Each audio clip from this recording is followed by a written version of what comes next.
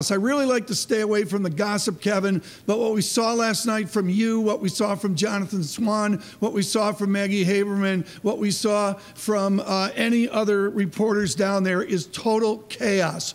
Who are the trade proponents in the White House this morning? Who is with the president and who is leading the free trade charge against the president's policies? Good morning, Tom. It's not gossip when it influences the policy. And as you and I have talked about for quite some time, how the palace intrigue stories influence the policies and the personalities inside the White House. Case in point, there's no better example than on trade. It was remarkable yesterday to see President Trump set to unveil higher trade tariffs on metals up to 25%.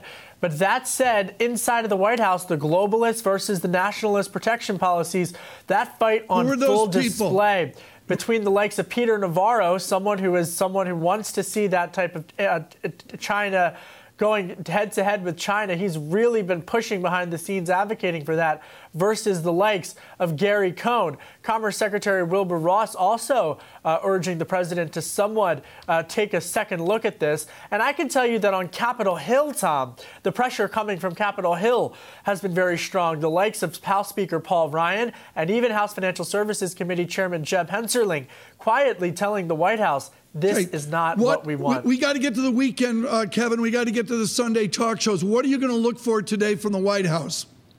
Well, President Trump will be attending the funeral of the late Reverend Billy Graham, and then he's heading to Mar-a-Lago.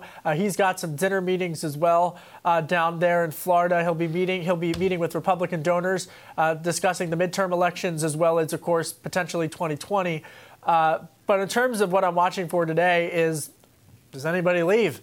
I mean, I'm not hearing that anyone will today, but the fallout from this week, it's been a rocky road that I haven't seen since the early days of the administration.